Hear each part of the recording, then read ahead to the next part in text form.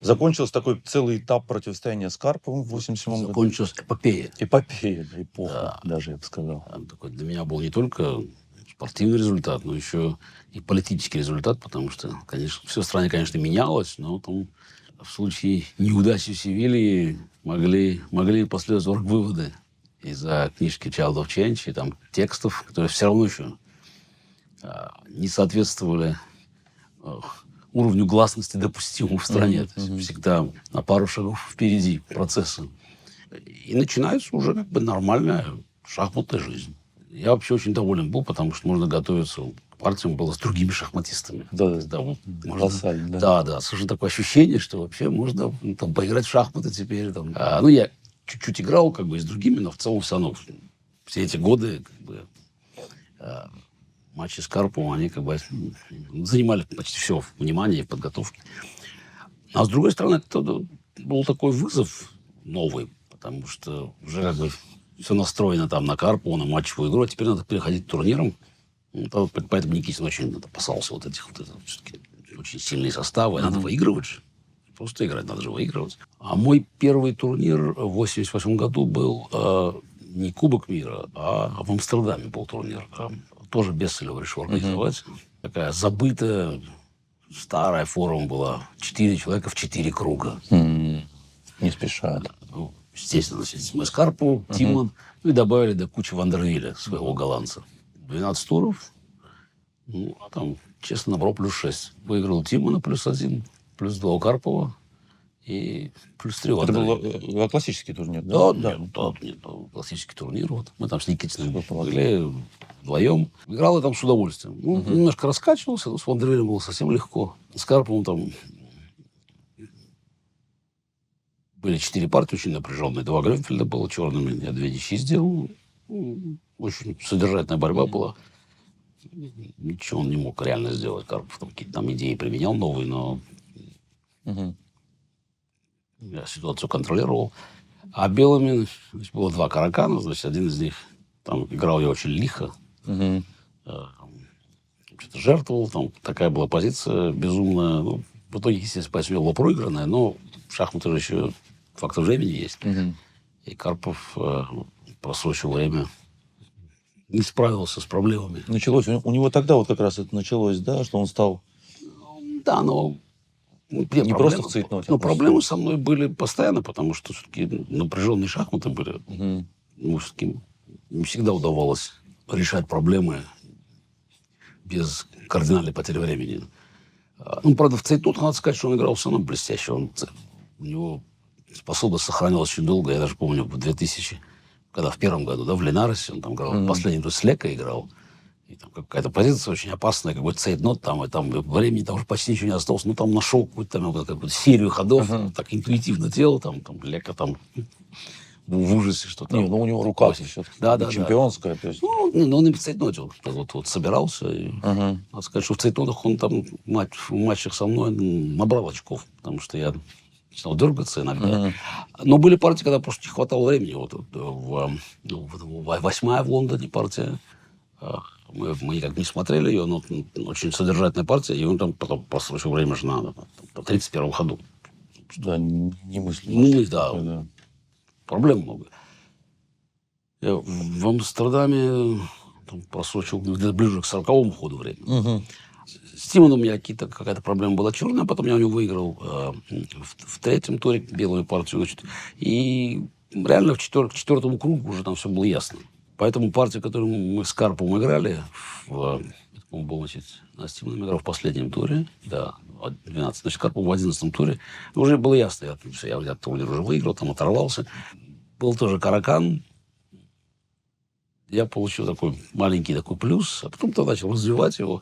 И главное, что конструкция, она по партии, ну, завершающей части, она сильно напоминала 24-ю партию в Севилье.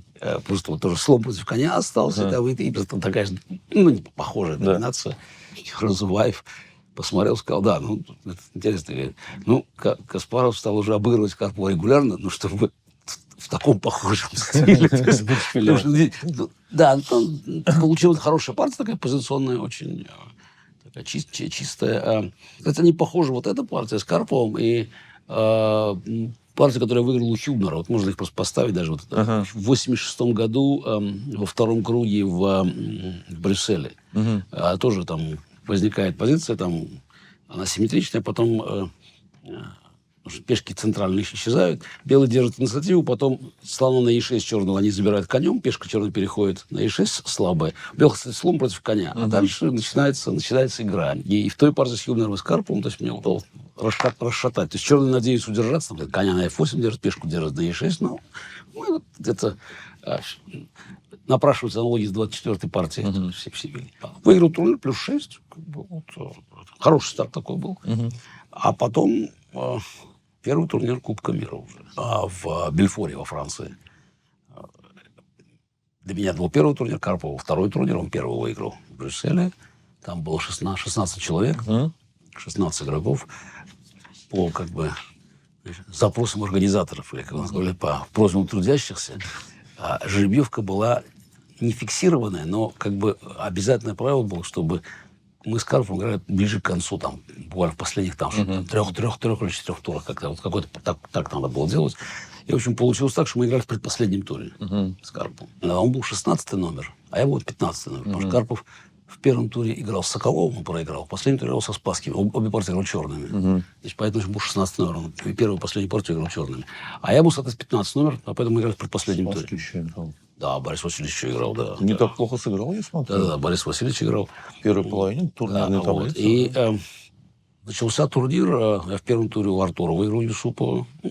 Он там сам, правда, подставился черными. А потом я выиграл на Гейреса. Я почти увидел, на Гейреса.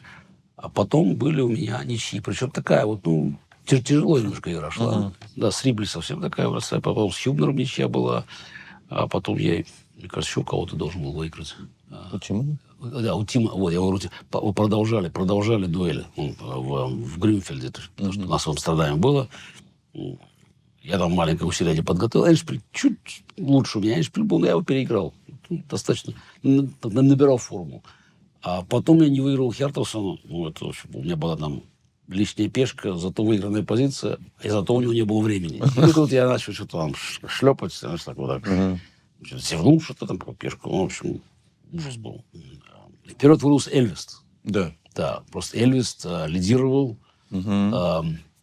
И была ситуация, значит, Эльвис это уже новое поколение, да? Да, Эльвест. Там тогда, за третье место конкурировали там Салов и Эльвест. И Ильюс хорошо играл. Новое поколение, как можно сказать, он-то старше меня на год, я почти уверен. Потому что, да, мы с ним играли дважды в молодежных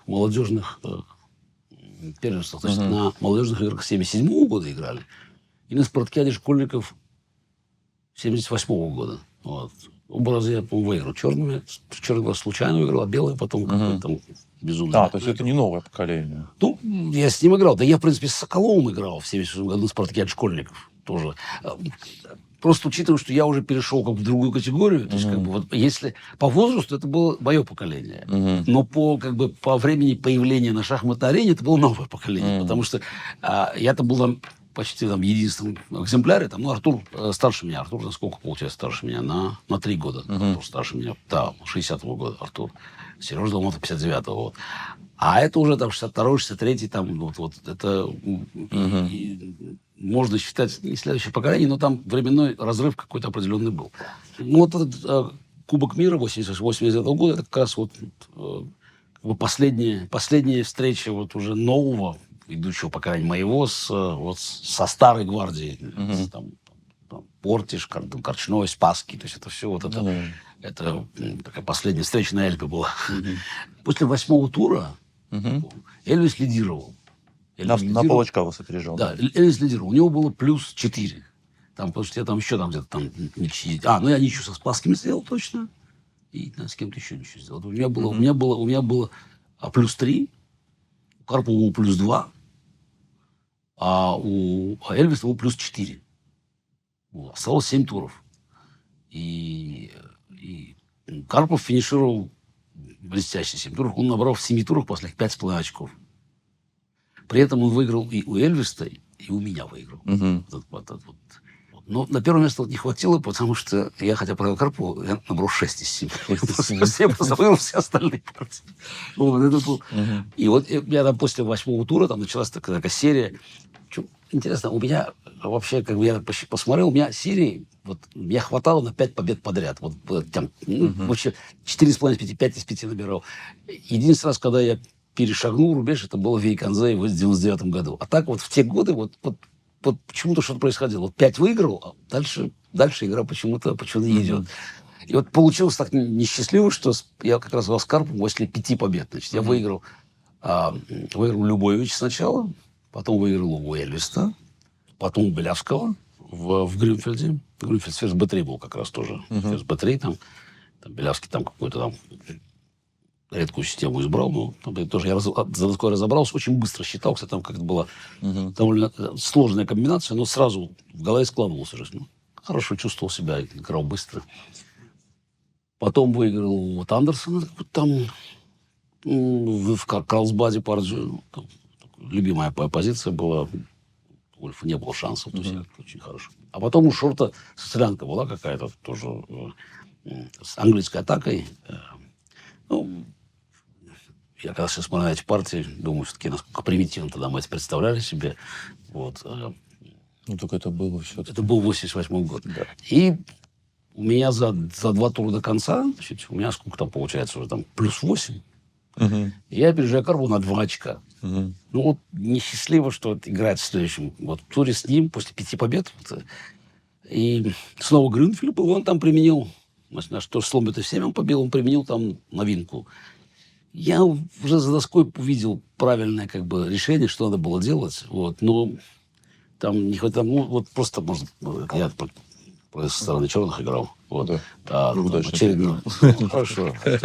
Нет, это слон G7, слон C4, C5. Мы очень быстро все сделали. Конь C6, рокировка. Нет, слон Е3, что я сделал? Слон Е3, рокировка, значит, слон G4. Наша тогда с Карповым табе была. Взял, значит, я. Взял, значит, ладья F1, король F1. Ферзь D6. Е5. Е5, ферзь D5. Слон F2, значит, ладья D8. Смотрю на эту позицию с другой стороны. Ферзь А4 пошел Карпов здесь. Я пошел Б6, он пошел ферзь С2 здесь. Важно было вызвать Б6 здесь. И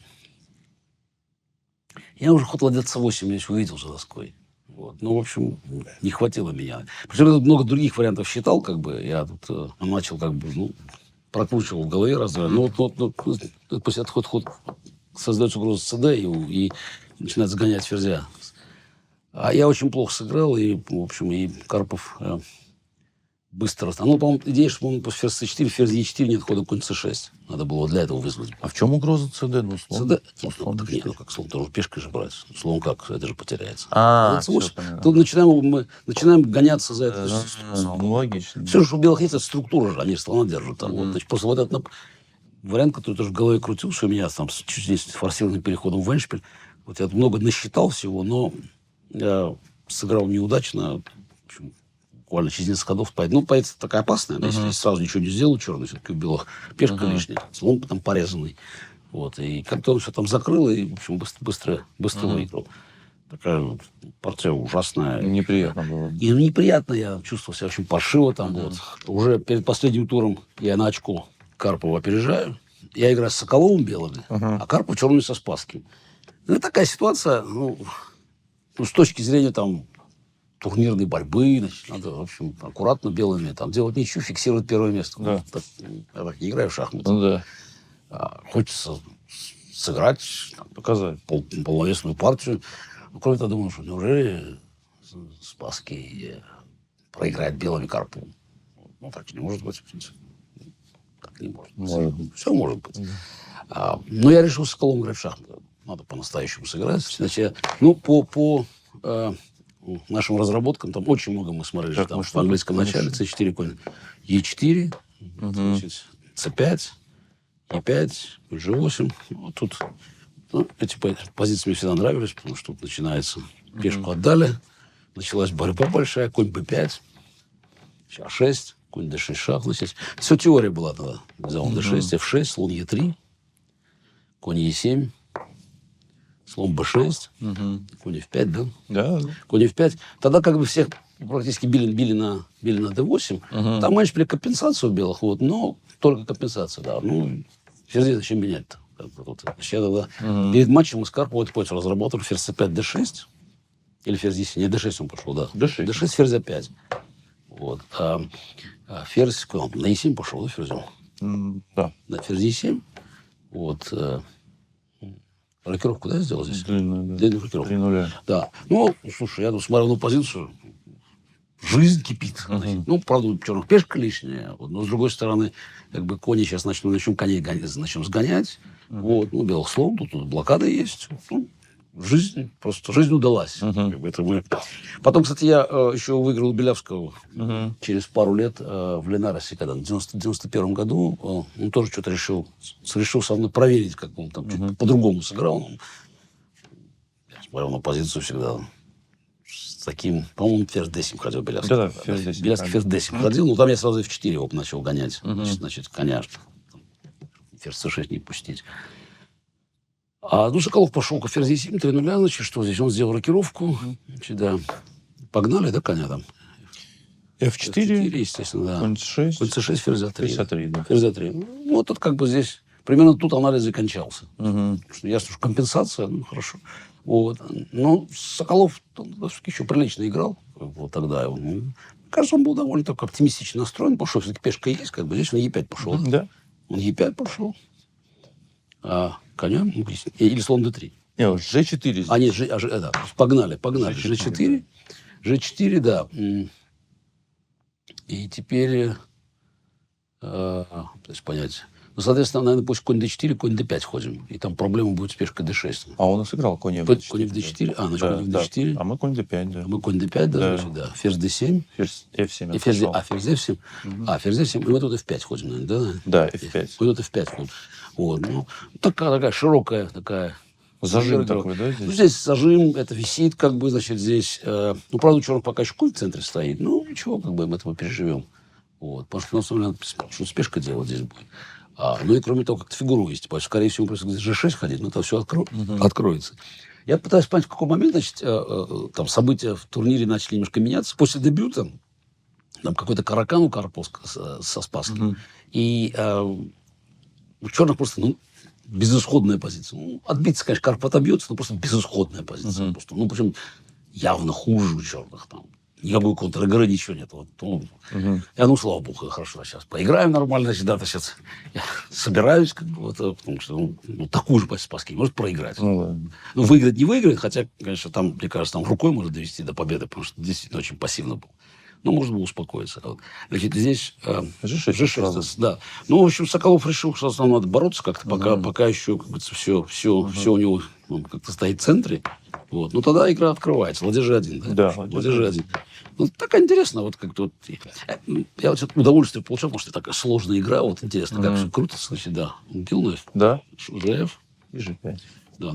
Ну, естественно, значит, как бы черный пытается, вот, мы тут G5, сразу в атаку переходим. При том, что здесь все-таки риск у белых есть, потому что позиция-то, ну, обоюдоострая. Да. Сейчас как хорошо все говорит. Ну, так вот за доской я себя чувствовал, в этот момент чувствовал комфортабельно. Он сказал, король король H8 не H8, да. очень. Не очень. Ну, опять, естественный ход делает, бить страшно.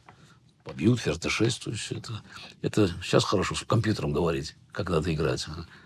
А тогда, в общем, не так просто было решение принять. Король H8, GF. Вот. Слон сейчас. Слон E6. Слон E6, да, слон E6, соответственно. Ферзь d6, да, наверное? Ферзь бьет d6. Слон бьет d5. CD. Ферзь бьет f6. Да. Ну, это такая интересная игра. Ферзь f6. Ферзь f6. Ладья f6. Значит, брать коня нельзя, потому что шах там, значит. Вот. Король b1, да? Да. Король b1. И вот буквально где-то вот в этот момент, значит, я там смотрю на партию. Вот Карпова. Я что-то не верю глазам. Там Спасский там в этой позиции там подставляет ладью. И сдается сразу. Я так разозлился тогда просто еще, как бы, ну, понятно, что просто подставил ладью, но все равно это вот Вот так обычно происходит, когда результат партии определяется заранее. Да? Я настолько просто... Я возвращаюсь к столику своему, думаю, как это, как-то надо себя в руки взять. Но потом решил, хорошо, не имеет значения, надо все равно партию доиграть, потому что чувствую, что интересная, опять, вкусная позиция. В общем, сумел полностью абстрагироваться и доигрывать партию начал свою. Конь куда там у него ушел здесь? Конь d8. Конь d8. Слон c5. Слон c5. Вот. Ну, конечно, естественно, пешку брать тут не надо. Два слона, Да. мы же здесь не хотим. Вот. Но, тем не менее, здесь все-таки борьба же продолжается как-то. То есть, поэтому, если побить на d4, то тогда у черных все в порядке. Они там взяли коня d6 перевели. Но мы ходим слон c5, кстати, грозим ладья d4 пойти. Так, на всякий случай. Вот, да. Плюс там еще слон e7 грозим. Значит, ну, на коне f7 ладья d4. Ладья c8. Ладья c8, ну, он пошел. Да. Слон e7, да? Слон e7. Ладья куда там у него ходит? f7. Ладья f7. Мы на d6, да, идем? Слон d6 ходим. Слон разбушевался. Ушел. Черных вот фигур.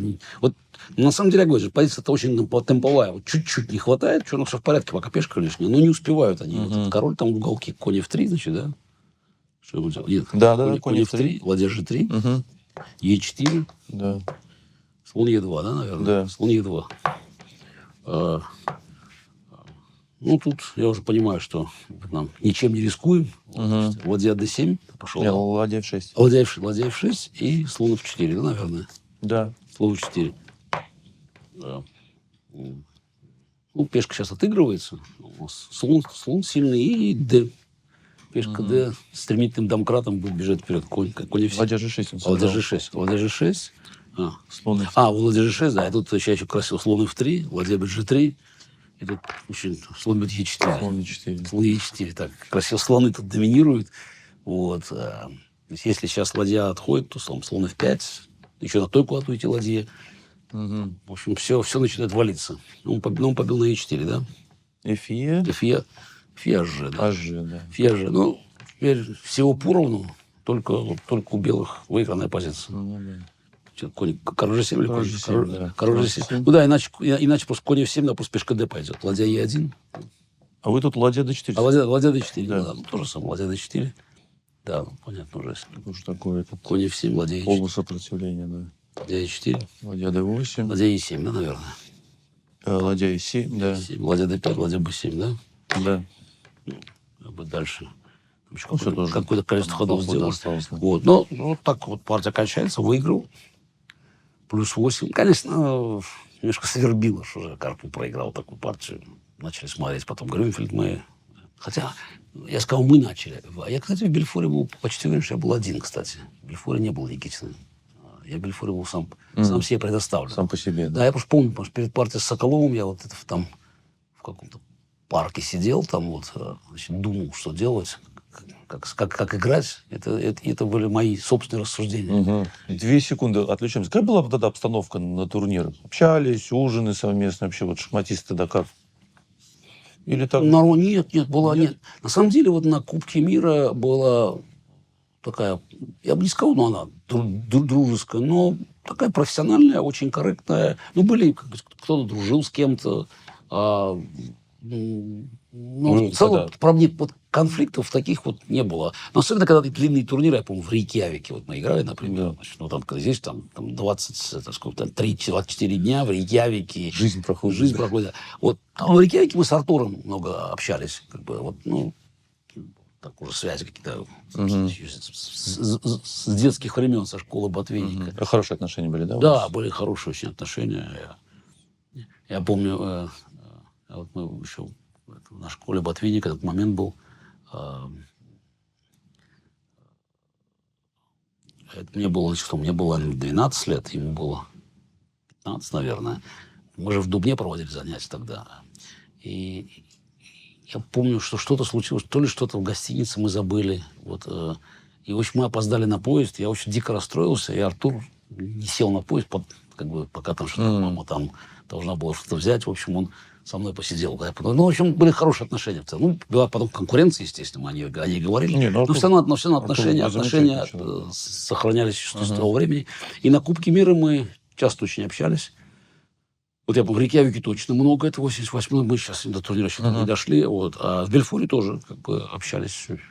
Обсуждение такого смысла жизни было иногда там с западными шахматистами. У меня с Наном, это, по-моему, еще было в Брюсселе, еще в Брюсселе по-моему, на вот это наша первая ассамблея гроссмейстерская в 1988 году, когда мы правила обсуждали Кубка мира, и там решался вопрос, вот, надо ли вводить дресс-код. А, уже тогда эти темы были, да? Нет, было. И вечная тема. И я туда стоял, естественно, за дресс-код, потому что, ну, старая школа. Ну, плюс вы с шортом там красиво поиграли. Это же это хоть корнями, значит, как бы тут еще вот в ту эпоху, когда как бы шахматы, значит, сцена, турнир, все как бы, ну вот. И я там усвоил эти уроки, там вот Никитин всегда говорил, что сцена, ну, поэтому я практически всегда играл, ну, естественно, в пиджаке и костюме и галстуке. Вот. А попытка там, как бы, вот его, этот дресс-код провести, она наталкивалась на сопротивление. И там, вот с Наном был разговор, когда Нан начал объяснять, что как может быть дресс-код в свободном обществе. Говорит, там. Ну, просто, говорит, некоторые люди тут, как бы, не указывая на меня, тут, которые родились в несвободном мире, они не понимают, значит, как надо, что такое свобода, как ее надо уважать. Я, конечно, естественно, отвечаю, я говорю, никаких проблем нету. Свободный человек может играть в парке за $10. Да. Но если хочешь играть за $10 000, то надо все-таки уважать тех, как говорится, от кого это зависит. А это зрители, это престиж игры.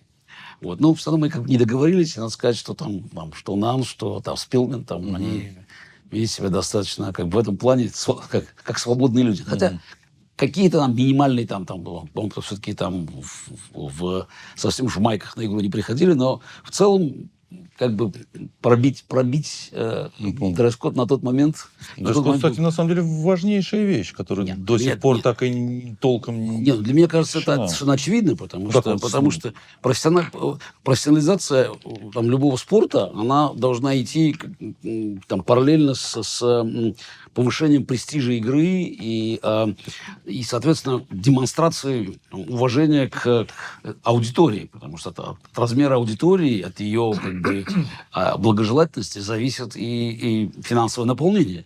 Для меня это было совершенно очевидно тогда. У нас до сих пор эти вещи не связаны. А это все корнями уходит в тот там далекий 88-й год. После этого, после Бельфора, после второго турнира Кубка мира, дальше новое испытание, первенство СССР. Ну, там так называемый суперфинал. Значит, советское начальство решило, что нас все-таки надо провести действительно настоящий чемпионат СССР. То все играли, потому что такого турнира давно очень не было. Мы с Карповым играем. Все играют. Там молодой Вася Иванчук играл, Василий Васильевич там. Василий Васильевич. Да, тряхнул там стариной. Да. Ну, реально, просто все по списку там играли. А Михаил Нехимович там выбыл, да, по-моему? Но он не играл. А, он не играл, да? Он не играл. Он не играл, кстати, и Лев Абрамович уже не играл. Получилось так, что как-то они уже отошли. Ну, там и Гавриков, Маланюк играли, если там как бы это... Опять, я говорю, новое поколение. Просто там Леня Юдасин играл. Халифман уж тогда играл. Халифман играл, да. Вот, это уже... то есть я, наверное... Да, может быть, редкий случай, уже я был далеко не самый молодой. Получился турнир как бы вот этим соперничеством с Карповым, хотя почти до самого конца там активно в этой борьбе Салов участие принимал. Он тогда действительно был, как бы, я думаю, лучший год был, лучшие вот эти годы. Да, он все-таки третье место займет в Кубке мира.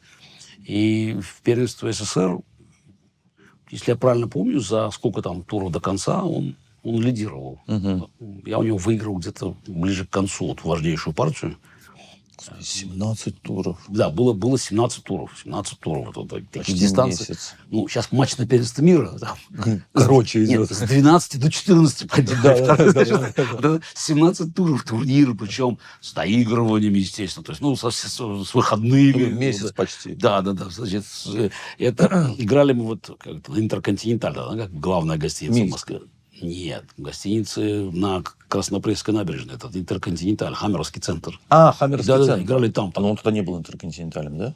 Он тогда был, наверное. По-моему, все-таки назывался. По-моему, назывался Интерконтиненталь. Ну, просто на тот момент была, мне кажется, там еще это все-таки советское время. Главная гостиница в Москве, супер престижно все. И для максимального престижа главным судьей турнира сделали Ботвинник. Вот. А к этому моменту у меня уже с Михаилом Васильевичем начались серьезные проблемы, значит, на идеологической почве. Конечно, сейчас вспоминается, можно, конечно, все помягче было, но они уходят корнями в наши различия наших взглядов на советскую историю. У нас всегда эти разногласия были, но вот прорезались они вот в 87 году в Друскиненко. Потому что мы эту школу возобновили. Вот там шла ротация молодых шахматистов. Вот, и 87 год, там как раз начались вот в советском обществе дебаты значит, вообще обо всем. О роли Сталина, вот, к которым Ботвинник относился с пиететом. Ну, с известной там долей так, как бы, ну, так, критики, но с пиететом все-таки относился. Вообще у него же как бы концепция была, что, значит, есть преимущество там, социалистического планирования. Они до сих пор не продемонстрированы, потому что нет компьютеров, которые могли бы просчитать, потому что капитализм, как Ботвинник, у него довольно такое примитивное было представление. Это такой хаос. Поэтому, значит, вот, чтобы победить этот хаос, он не любил хаос вообще, на самом деле. Все должно было быть вот, расписано, знаешь, вот по полочкам. А чтобы вот справиться с хаосом, нужно централизованное планирование. Но оно отстает, потому что люди не могут сделать. И как бы у него мысль была, что вот если машину правильно сделают, то тогда... Вот что хотел. Он все структурировать хотел, да? Абсолютно нет. Это вот такое представление о том, что вся жизнь может быть структурирована. Он так просто жил. Это вот, как бы система взглядов Ботвинника, она, в общем, она распространялась на все как бы, сферы жизни. И поэтому он очень болезненно воспринимал, когда вот начали появляться статьи, вот это 87 год уже там, а вот от Гаврила Харитоновича Попова, это от командной административной системы, а вот статьи вообще разоблачающие там сталинские, даже не только там вот внешний фон репрессий, а вообще в целом вообще саму репрессивную систему. Очень Михаил Васильевич болезненно на это все реагировал. И на одном из занятий, вот как раз, да, Друскиненко, это лето было. Последняя сессия, мне кажется, была. Там как раз Крамник появился. Мы сыграли первую партию в сеансе. Так-то, вот. Крамник тогда играл будапештский гамбит. Я выиграл партию. Хотя была партия не такая ясная. К сожалению, говорю, тексты этих партий все утеряны. Жалко очень. Вот. Жалко, да. Жалко, что как-то Игорь Ботвинник, когда-то у него они были, пропали. Жалко, потому что там больше 60 партий, и практически все стали гроссмейстеры. И Ботвинник вдруг, он любил отвлекаться же всегда, Ботвинник, на занятиях, и там какие-то там предавался воспоминаниям, какие-то, говорил, важные для него вещи. При том, что, мне кажется, говорил, потому что он хотел считал, да, он поделиться хотел тоже. Вот. И на фоне вот всех этих там разоблачений он что-то начал говорить про Вторую мировую войну, и про роль товарища Сталина. Вот о том, я не знаю, с чем это было связано, там, с тем, что как она там, которое, может, планирование, как-то это было связано с демонстрацией. Я же не помню, кто показывал партии там.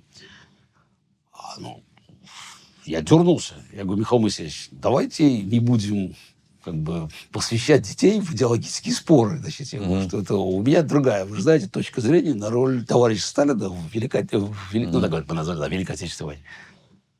Ботвинник насупился. Ему тем не менее, как бы тогда все заиграли, потому что был очень недоволен.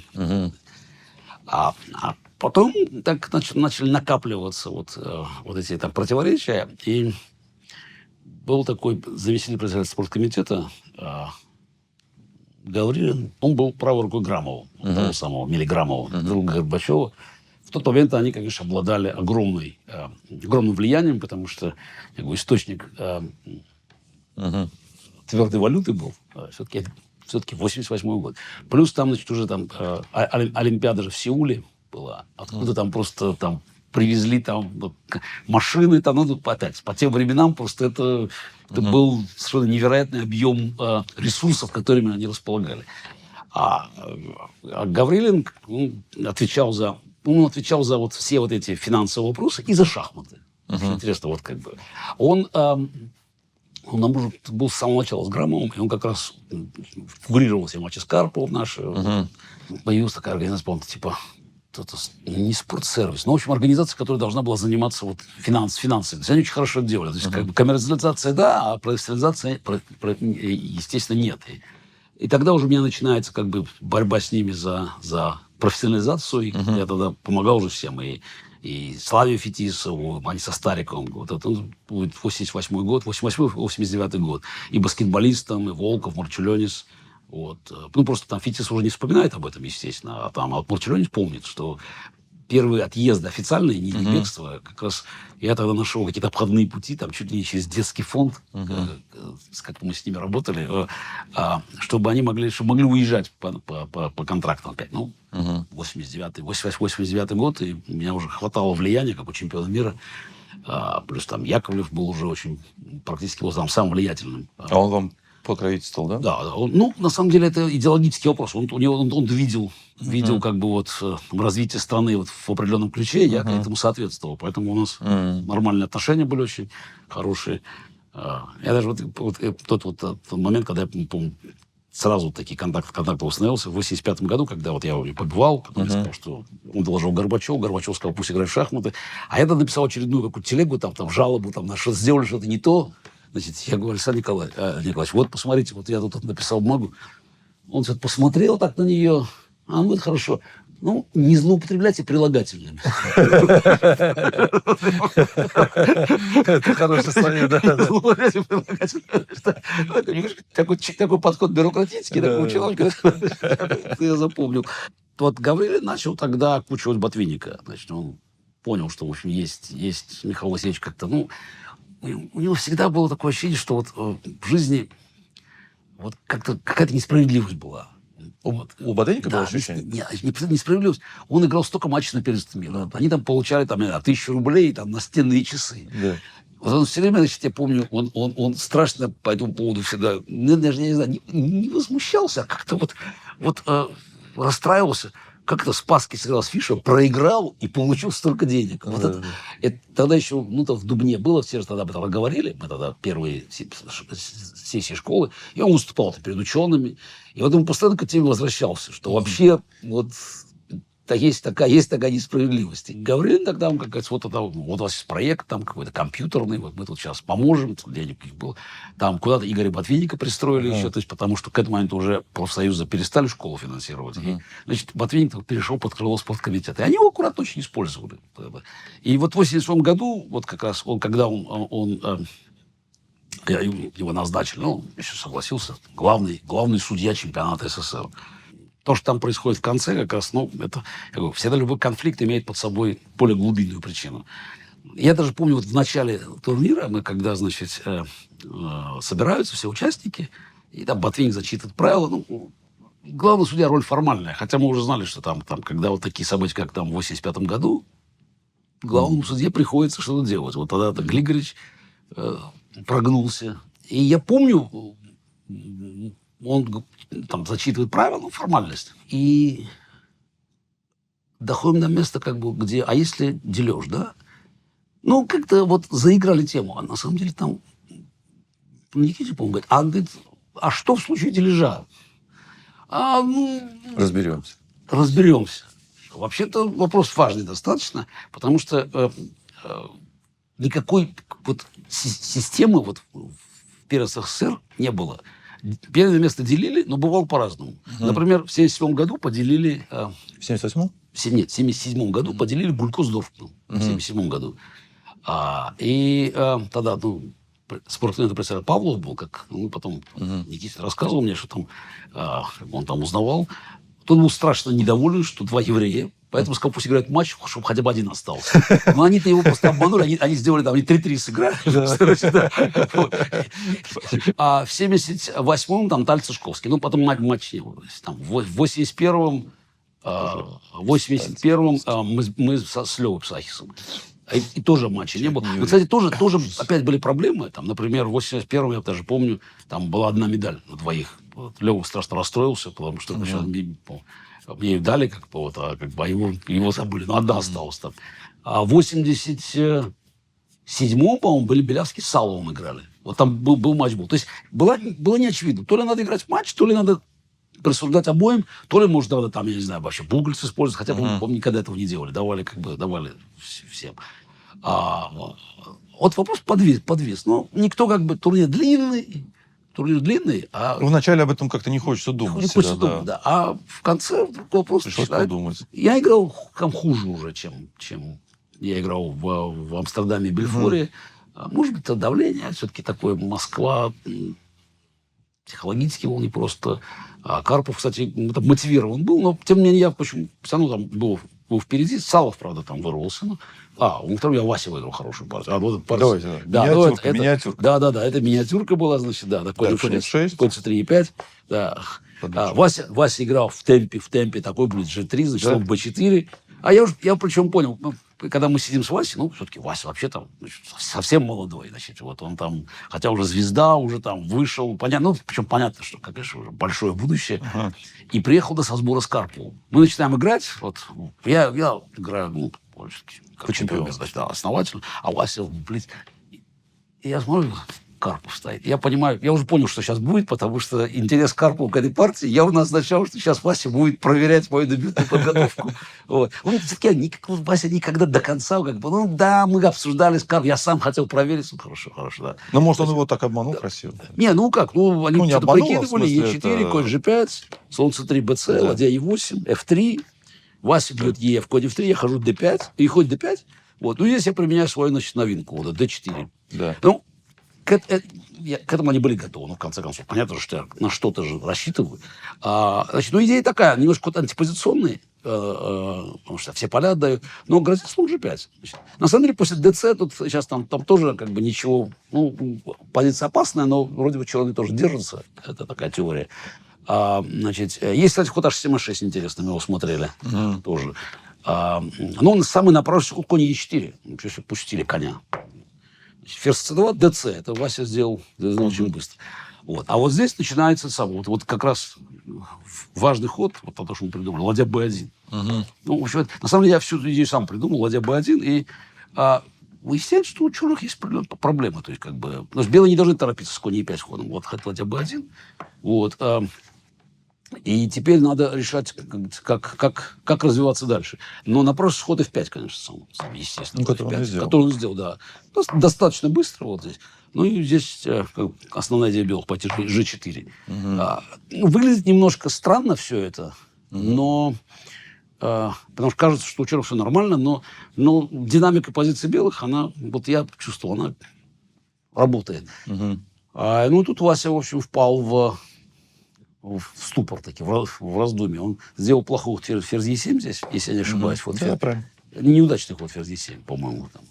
Тем не менее, позиция... Трудный выбор написан. 46 минут продумал. Да. Он действительно...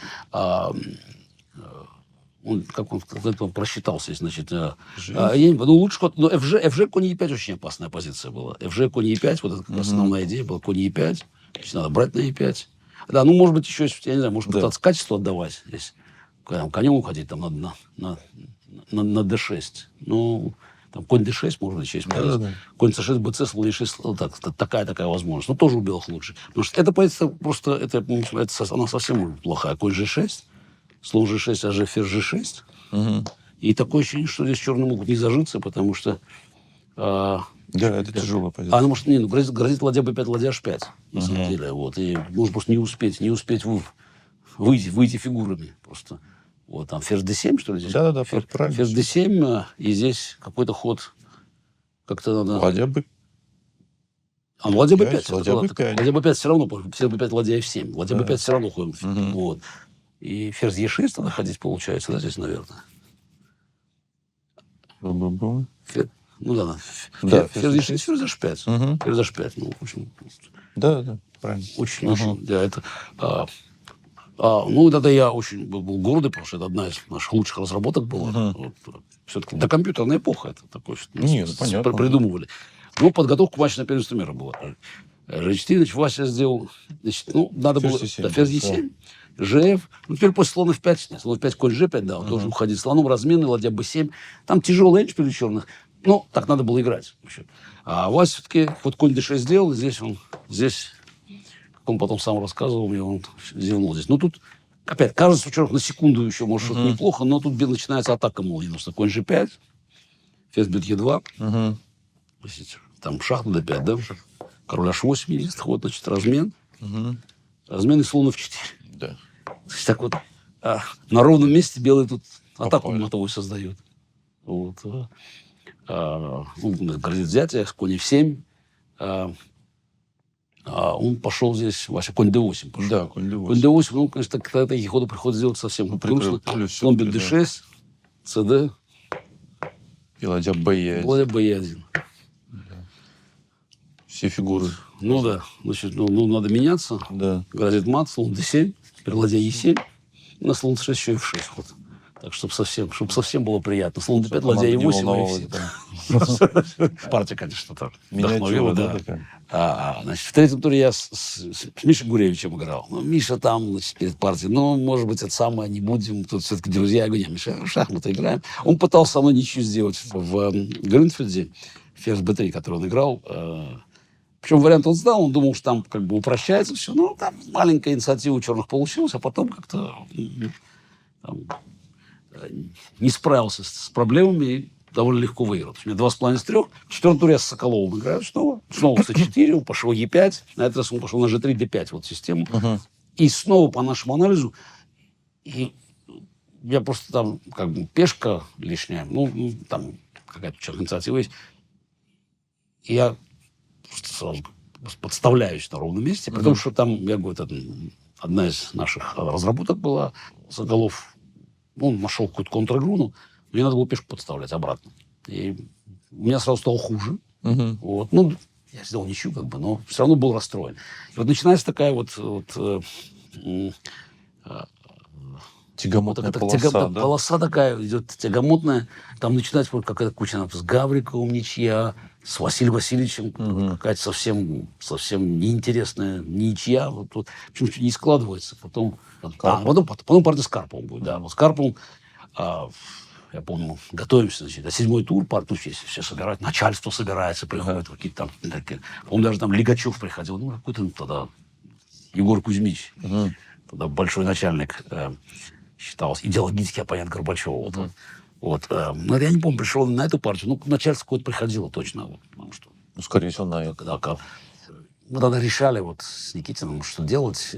Ну, вроде в Грюнфельде у нас там какие-то были идеи. Я говорю, слушай, а может сыграем вообще Немцовича, когда посмотрим, что Карпов хочет делать. И в целом, в общем, получилась партия, кстати, хорошая. Вот, в общем, помню, там вот дебют был c4 e6, конь c3, слон b4, Карпов, ферзь c2 пошел здесь.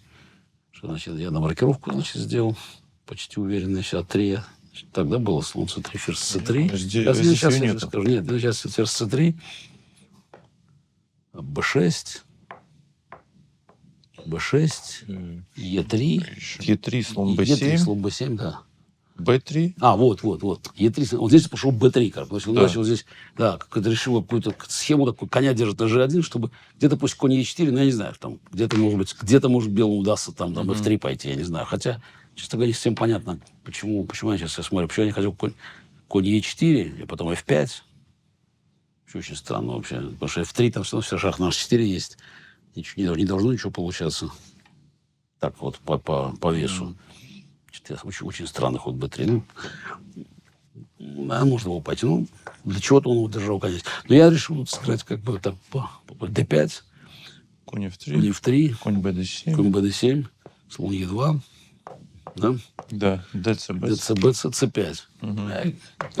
Рокировка. cd, да? Или ладья c8. Ладья c8, слон b2.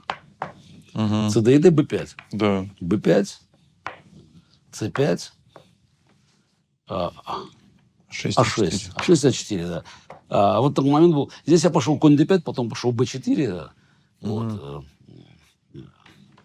И...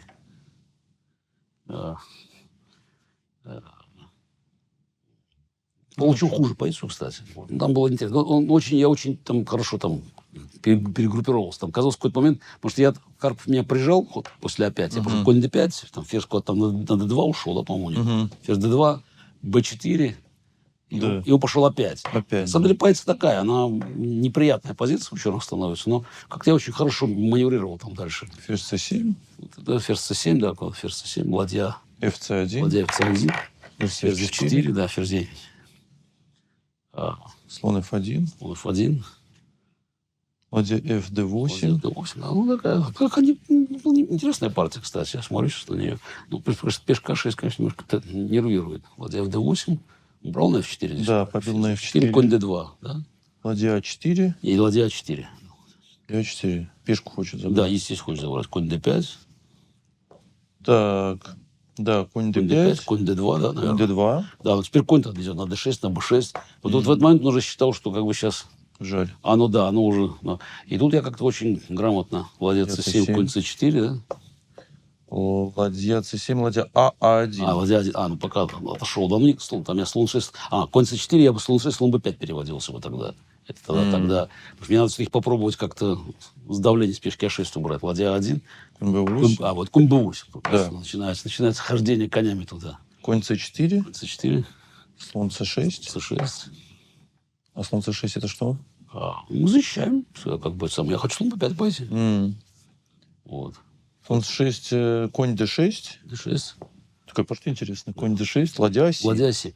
Мы пешку защитили, чтобы теперь можно коня вывести будет. Я перегруппировался. Для меня такая необычная партия была. То есть, как бы, вроде бы у белых уже тут и конь на d6, все, но... В защите Да, все да, время. все, да. да, защита. f3. f3.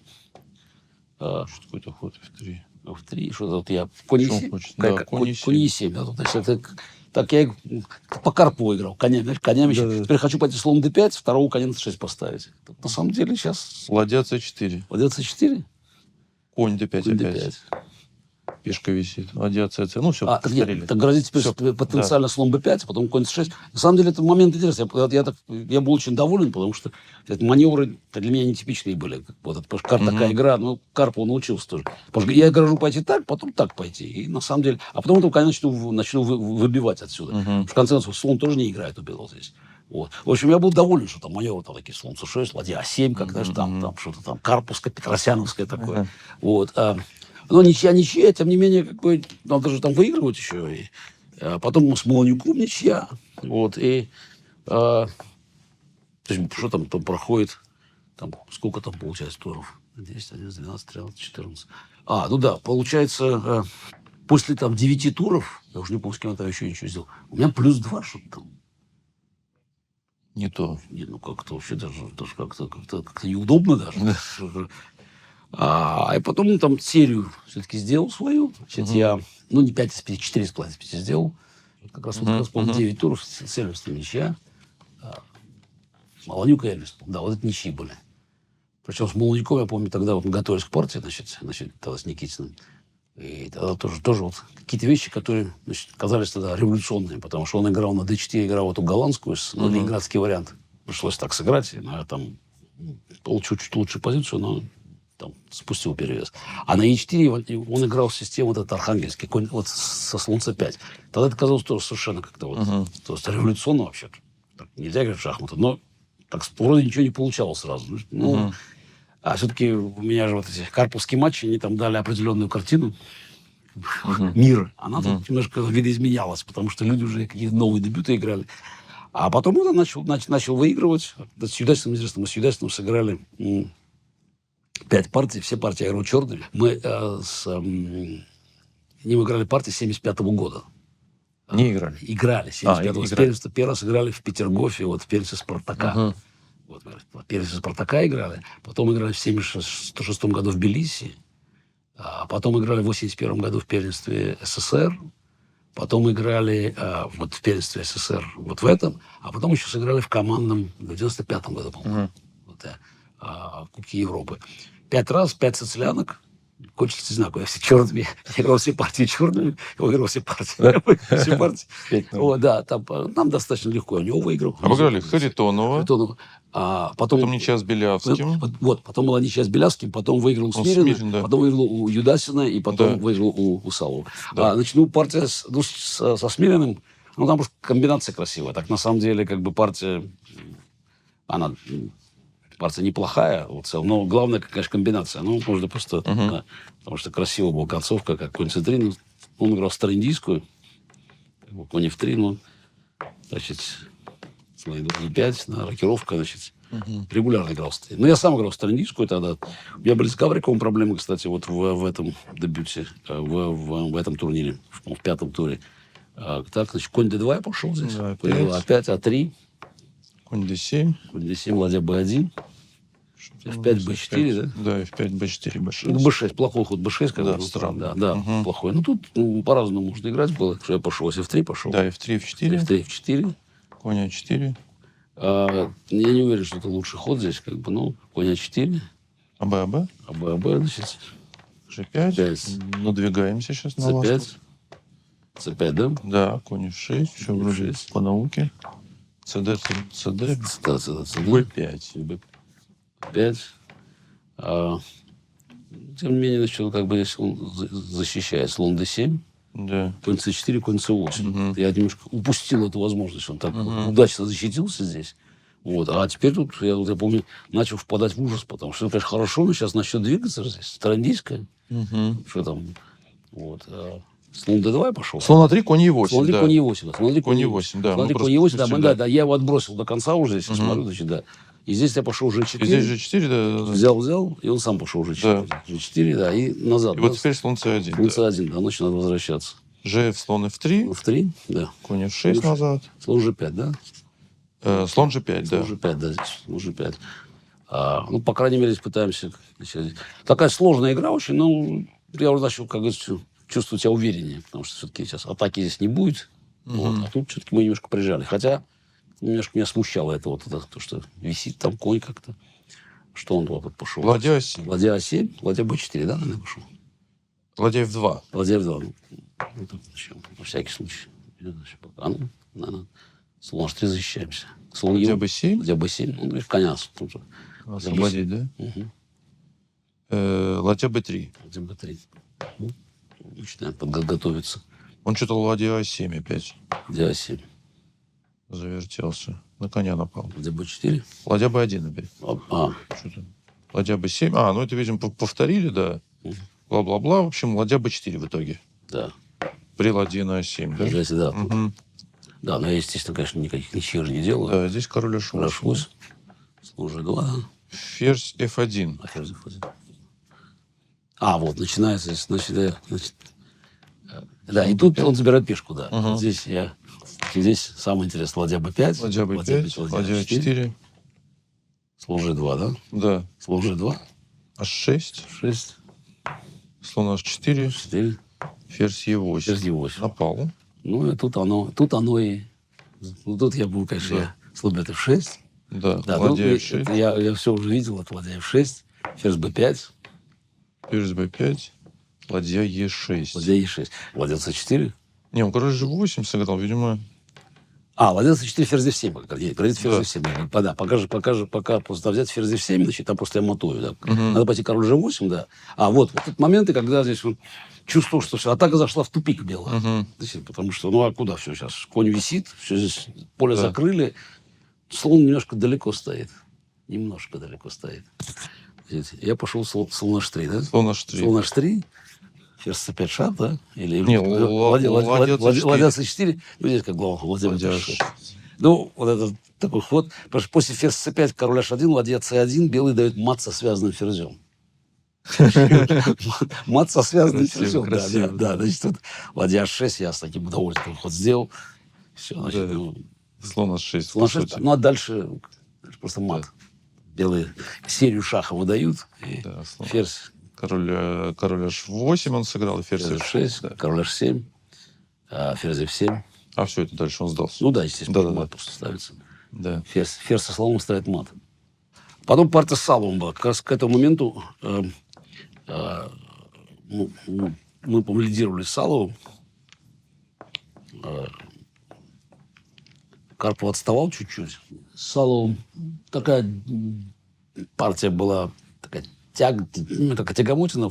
Ничего я не получил. Причем ощущение, что Салов тоже черными там где-то на перехват играл. Но в итоге, в общем, мне удалось его переходить. И он, по-моему, отложили партию, но уже выиграно был. И я, значит, вырываюсь вперед. Вот первый раз у меня, значит, у меня плюс, сколько там, 6 получается. У Карпова, +5. наверное, плюс 5, да, потому что плюс 5.